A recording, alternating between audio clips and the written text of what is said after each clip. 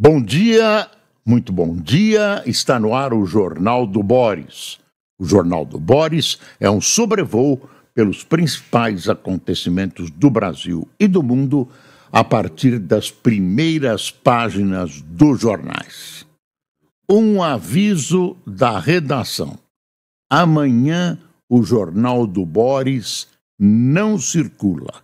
É tradicional não circularmos no dia de Natal e também no dia 1º. Então, amanhã não teremos o Jornal do Boris, nem no dia 1º de janeiro. Queria desejar, já no início do jornal, um felicíssimo Natal a você que nos acompanha. Um felicíssimo Natal para todo o país, que o país consiga colher as necessárias flores que podem enfeitar a vida dos brasileiros. Romântico, né? Mas é de coração. Um ano de 2025 com flores para todos vocês. Flor é bonito, flor é um símbolo de alegria, até de tristeza. Estamos optando pelas flores da alegria, que poderão ser o caminho para um Brasil melhor, para um Brasil melhor que consiga distribuir riquezas e consiga dar de comer, dar de ganhar a vida para todos nós que nascemos neste querido torrão que é o Brasil. Um dia ainda nós vamos ver este país distribuindo riqueza e bem-estar para a sua população. Por que eu estou dizendo isso? Porque o Natal, essas datas, marcam uma reanálise da vida da gente, da vida política, dos amigos, etc. É uma data que muita gente até fica deprimido porque faz uma revisão da sua vida, lembra daqueles que se foram, dos seus familiares e amigos queridos. Enfim, essas datas são o ponto de atração de todo esse cenário psicológico que acaba nos envolvendo nas grandes festas. Mas vamos ao noticiário. Eu abri aqui a internet antes de começar o jornal e levo um susto. Não propriamente um susto, mas uma surpresa. Veja só, a Polícia Federal prendeu na manhã de terça-feira, que é hoje, o ex-deputado federal Daniel Silveira. Colocado em condicional na semana passada, o parlamentar voltou ao regime fechado após desrespeitar as medidas judiciais impostas. Notícia não diz no que ele desrespeitou. A operação para prender ocorre em Petrópolis, no Rio de Janeiro. É isso, quer dizer, preso de novo esse polêmico ex-parlamentar Daniel Silveira. Vamos às manchetes de hoje, que, apesar de um dia especial, véspera de Natal, são quentes. Olha a manchete principal no alto aqui do globo. Margem equatorial, 2 pontos. Se não explorar nova área, país pode perder a autossuficiência em petróleo, defende diretora da Petrobras. Ela é Silvia dos Anjos, executiva comanda a diretoria de exploração e produção. Olha, é um problema, é uma luta entre a questão ambiental e a questão da produção de petróleo. O governo, o presidente Lula, querem essa exploração da margem equatorial. Os ambientalistas temem que uma exploração nessa região, se bem que a cerca de 500 quilômetros da costa, pode acabar prejudicando a flora, a fauna, contaminando o mar na área, as praias, etc., etc. É na foz, perto da foz do Rio Amazonas, uma zona ecologicamente privilegiada, rica. Então tem essa contraposição.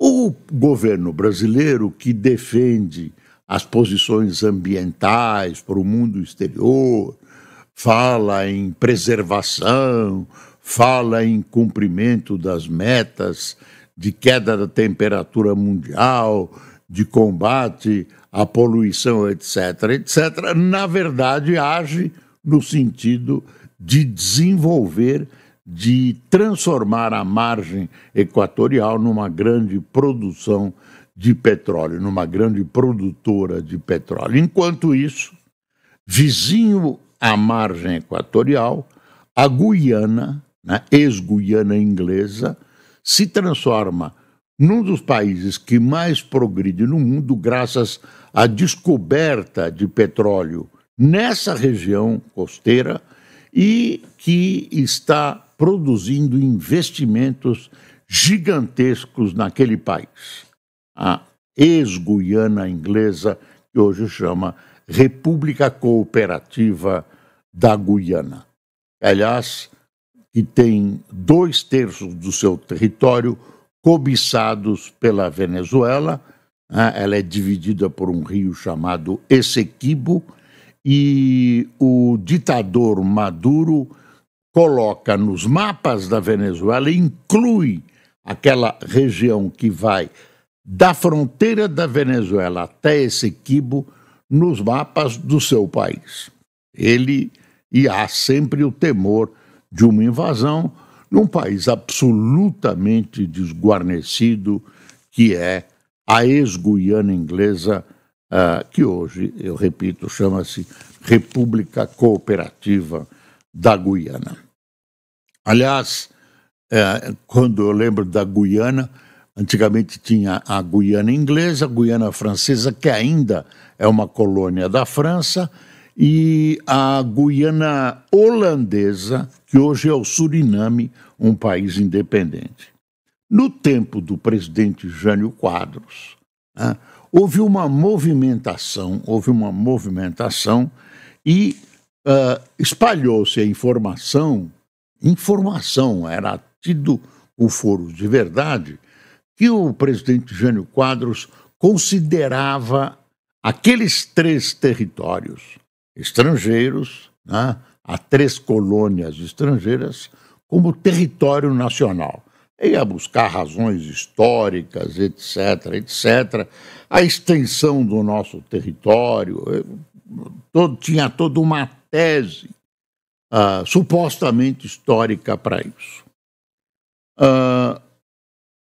Um ex-governador de um território, naquela época tínhamos territórios nacionais, ele foi governador, eu acho que do Amapá, interventor, me confessou que o Jânio Quadros tinha dito a ele que pretendia tentar fazer com que as Guianas voltassem a integrar o Brasil, ou seja, invadir as Guianas.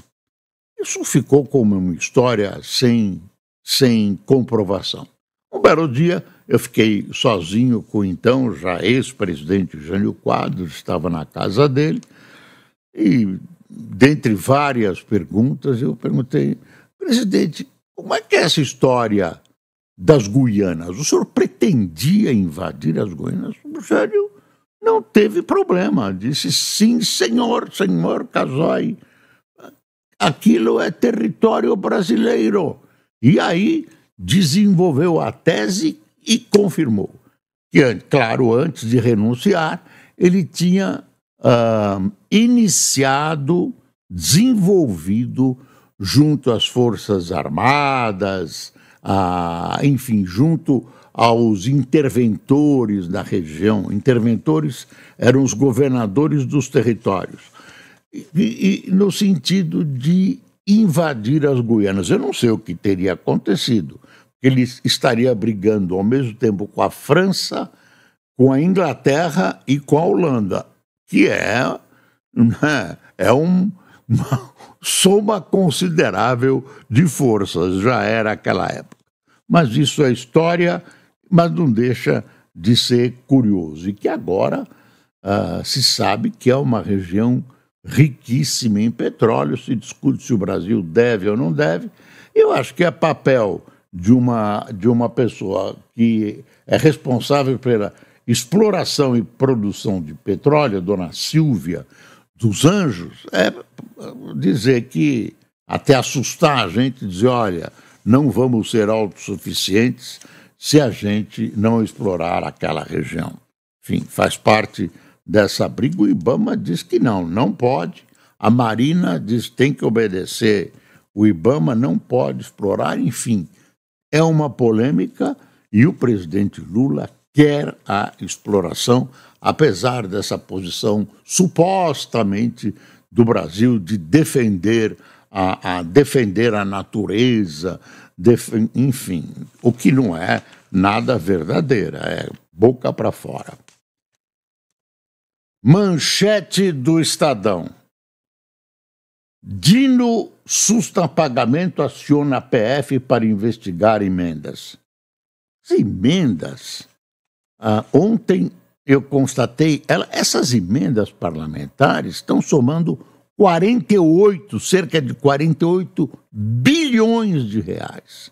48 bilhões de reais. E aí eles queriam esconder a origem, né? Quem propôs a emenda, né? Tirar da luz do sol.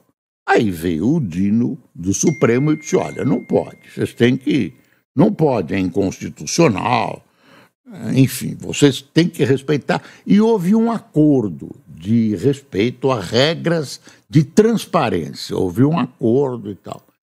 E, de repente, no bojo desse acordo, cumprindo supostamente, eu estou gastando essa palavra supostamente hoje, supostamente cumprindo o acordo, o governo, né, que também pode segurar, que também deve analisar a legalidade, a constitucionalidade da matéria, libera 4 bilhões e 200 milhões em emendas parlamentares, que, na verdade, você vai constatar, né, se constitui num drible do acerto entre o Congresso Nacional e o STF. Deram uma driblada, né? Soltam dizendo que estão cumprindo, olha, estamos cumprindo, mas se você ler o texto, nada disso, é um drible, é uma malandragem, é essa a palavra, é uma malandragem. O Dino, que patrocinou toda essa coisa, que impôs regras de transparência, o Dino fez o que tinha que fazer. E está aqui o Estado diz assim, apadrinhamento permite perpetuação da ocultação, diz ministro. E ele proibiu a emissão. Aí eu pergunto, por que o Lula permitiu? Ele sabia do que estava acontecendo, ninguém é bobo lá. O mais bobo lá dá nó em pingo d'água com luva de boxe. Aí ele olhou e deixou. Por quê? Porque ele precisa aprovar, né, as propostas dele no Congresso, né?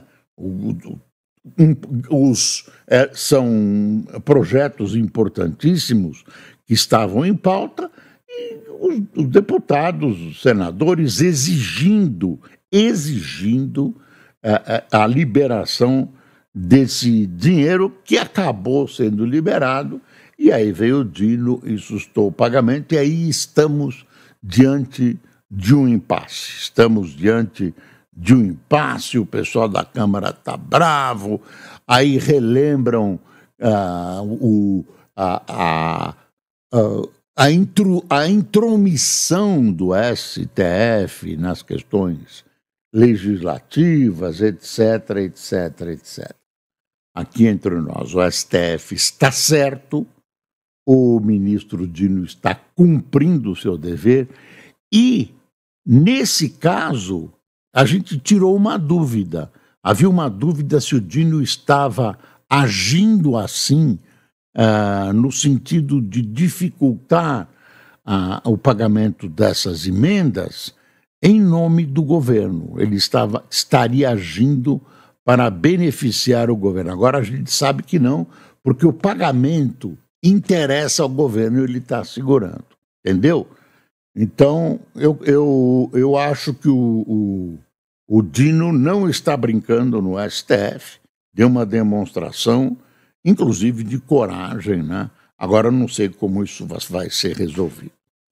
O Estadão também dá uma foto interessantíssima, né? Aquela ponte que caiu entre Maranhão e Tocantins. Olha aí. E vem o governo, vem o ministro, quer ver? Deixa eu ler aqui. 2 pessoas morreram e 14 estavam desaparecidas ontem, quer dizer, desaparecidas. Não acharam os cadáveres, né? Um dia após o desabamento da ponte Juscelino Kubitschek, que liga Maranhão a Tocantins. O DENIT alega que havia previsão de manutenção, mas não conseguiu contratar empresa. Olha, aí o ministro aparece, diz que já tem verba, tudo, que vai começar imediatamente a reconstrução da ponte. Eu acho que está cumprindo o seu dever, está certo, a ponte desabou. Agora, tem um porém que a gente tem que pensar e tem que agir. Quem é o responsável? Quem são os responsáveis por essa queda? Os construtores da ponte?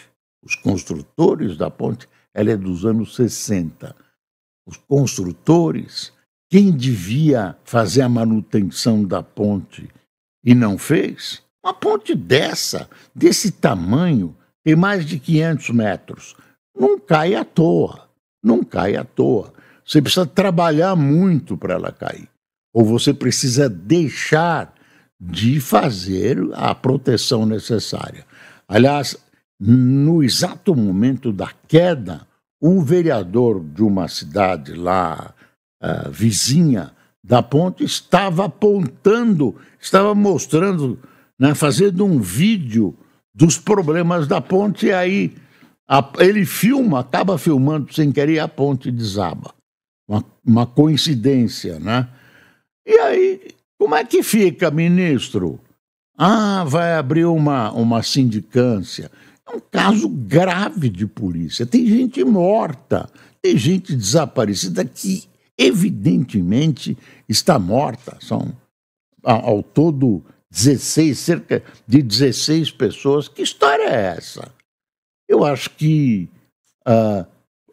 claro que tem que tratar da reconstrução, ela é importante economicamente na região, mas tem que saber e punir na forma da lei quem for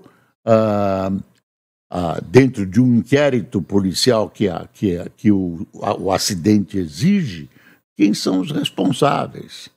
Quem construiu, quem não cuidou da ponte, não fez a conservação. Que história é essa? Que desafio é esse à população? Que história é essa? Temos que punir essa gente. O Brasil tem que punir. Não, coitado, a mãe dele foi uma questão social, ele fez mal feito, ele errou no cálculo, porque estava muito preocupado com a venda do nome do Largo da Batata em São Paulo. Enfim, essa história do Largo da Batata, nem sei porque veio à minha cabeça, mas eu já abordei. O prefeito recuou, né? Tem um largo super tradicional aqui em São Paulo, no bairro de Pinheiros, é um entroncamento lá. Tem um nome que eu não sei qual é, todo mundo chama de Largo da Batata. Como ninguém chama o conjunto de viadutos que eram Costa e Silva e agora são João Goulart, pelo devido nome, chama de Minhocão mesmo. Se você falar como é que chama esse viaduto, mais da metade da população não sabe. É um conjunto de viadutos. Aí resolveram achar um patrocínio para o Largo da Batata o nome seria Largo da Batata Ruffles, que é uma batata frita desses venenos produzidos industrialmente, e aí passei a chamar Largo da Batata Ruffles. É uma distorção grave, né? O pessoal protestou e tal, o prefeito disse que não sabia de nada, voltou atrás. Mas eu queria ver o que vão fazer.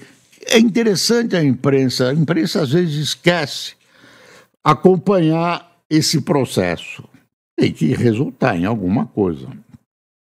E ainda caíram uns caminhões lá portando um ácido, não sei se ácido sulfúrico, que não se sabe exatamente, que deve ter contaminado a área. Os caminhões caíram, o ácido vazou, ainda não há um exame conclusivo das águas para saber até que ponto elas foram poluídas. Bom, quer ver? Eu vou voltar à história das emendas. Senador ameaça com votação do orçamento. Olha aí a chantagem. Relator do orçamento de 2025, Ângelo Coronel, do PSD da Bahia, disse que a decisão, entre aspas, prejudica o parlamento. Ele afeta a relação entre os poderes e deve atrasar a votação da peça orçamentária. Muito bonito, muito bonito. Também algo altamente reprovável. Isso não é política. Política, às vezes, dificulta o executivo, exige alguma coisa. Agora aí entra na alma dos interesses brasileiros. Eu vou repetir porque eu considero essas emendas antidemocráticas perigosas. Primeiro, elas beneficiam quem está no poder. Deputado e senador que tem a possibilidade de levar esse dinheiro para os seus municípios tem vantagem sobre quem procura o cargo e não tem nada a oferecer em termos de presentes à população. Presentes entre aspas. Segundo, elas dividem as obras em pequenas obrinhas aqui, pequenas aqui, e se perde a chance de usar verba para obras para a região, para os municípios da área em conjunto.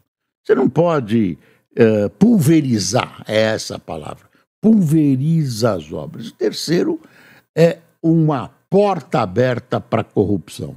Porta aberta, agora mesmo estão procurando, tem a corrupção, tem vários tipos de corrupção envolvidas nessa história. Bom, vamos esperar. Mudanças na SECOM vão além de Pimenta e Sidônio chegará ao governo com carta branca. O Sidônio, que fez a campanha do Lula, quer carta branca. E o que contam a respeito dessa área de comunicação da SECOM é que ela é super dividida. Uma área de influência da Janja, outra área do fotógrafo, outra área de não sei quem, que não se entendem, não conversam, e o Lula reclama da eficiência da sua comunicação. Se bem que uma boa comunicação exige um conteúdo para ser divulgado, e na minha modestíssima opinião, eu não vejo conteúdo a ser divulgado neste governo. tem alguma coisa, tem alguma coisa. Mas se for divulgar tudo, vai funcionar contra. Vai funcionar contra, inclusive, a teimosia do presidente em aceitar princípios importantes da economia que ele prefere desprezar e prefere continuar a sua grande gastança que está nos levando à breca. Aí tem aqui um editorial do Estadão. Um curioso conceito de autonomia. Em aparente contradição, Lula da Silva celebra Galípolo e louva a autonomia do Banco Central, deixando implícito esperar um BC autônomo, presta atenção, autônomo em relação ao mercado financeiro e não a seu governo. Seria uma catástrofe, né? A gente está imaginando que o Galípolo tem aquilo roxo, que ele vai segurar essas investidas. Agora, por tudo que o Lula falou, agora ele apareceu bonzinho na televisão, no formato Bolsonaro. Do lado um, do lado outro. Deu certo no Bolsonaro, pensam que vai, algum gênio petista acha que vai dar certo, e jurou. O presidente fixou uma imagem de que ele diz uma coisa e age exatamente o contrário. Por isso, tem uma perda de essência do que ele fala. As pessoas têm um pé atrás. Tem um pé atrás. Deixa eu ver. O Rubens Barbosa, que é um ex-embaixador, tem o título de embaixador, é um político, um analista, foi embaixador do Brasil em Washington. Ele faz uma... Eu não li o artigo, eu li em cruz aqui rapidamente. Admirável mundo novo. Então ele diz assim: estão governo e empresas brasileiras conscientes das mudanças e preparados para defender os interesses nacionais neste novo cenário mundial? Eu vou ler esse artigo e recomendo, porque ele é um bom analista e ele está traçando nesse artigo esse novo cenário mundial e a inserção do Brasil. Mudou, tudo mudou, até o clima mudou, e eu acho que os governos não perceberam isso, tem que agir de acordo com as novidades do clima. Tem uma página aqui do Dino suspendendo, disparada do dólar e do juro ameaça negócios do Brasil, Lula ignora dólar e diz que o país vai crescer. Em cadeia de rádio e TV, o presidente afirma que a economia está forte, apesar dos enormes desafios. Foi a fala dele ontem na televisão, por ocasião do Natal. Olha aí, Honda e Nissan assinam acordo para iniciar fusão. CNJ afasta juiz de Mato Grosso do Sul, suspeito de comprar fazenda de 30 milhões com propina. Deixa eu ver.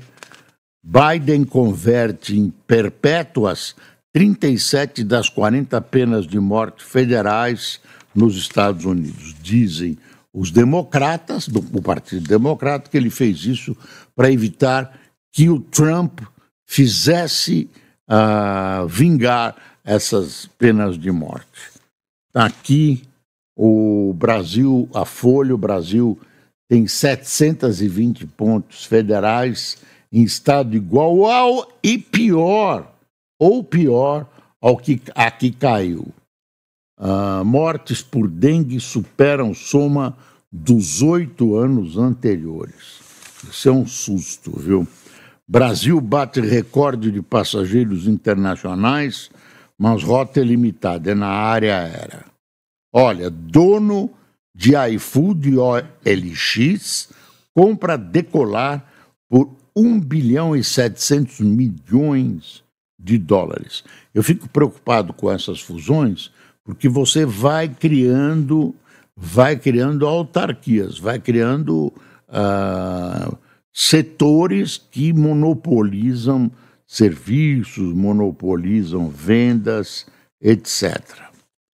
Bom, estamos chegando ao final do Jornal do Boris de hoje, véspera de Natal. Quem tomou cafezinho conosco, eu agradeço a sua companhia, de coração. Edinho Santos, Inácio Guedes, Lúcia Carvalho, Patrícia Peixoto, Meire Ferran, Ferrian, Mauro Pastore, Simval Amaral, Maísa Sobral, Geraldo Araújo, José Márcio, Eldilac Guedes, Nair Balbino, Sidneia Beto, Valci Nunes, Lívia Santos, de Juiz de Fora, Sônia Cristina de Monteiro, na Paraíba, André Cláudio de Tiradentes, Minas e Regina Machado de Bebedouro, São Paulo. A todos nossos amigos, a quem assiste, a quem não assiste, a quem apoia, a quem faz exercícios mentais, a quem me critica na internet, os desejos sinceros e calorosos de um feliz Natal. Bom dia.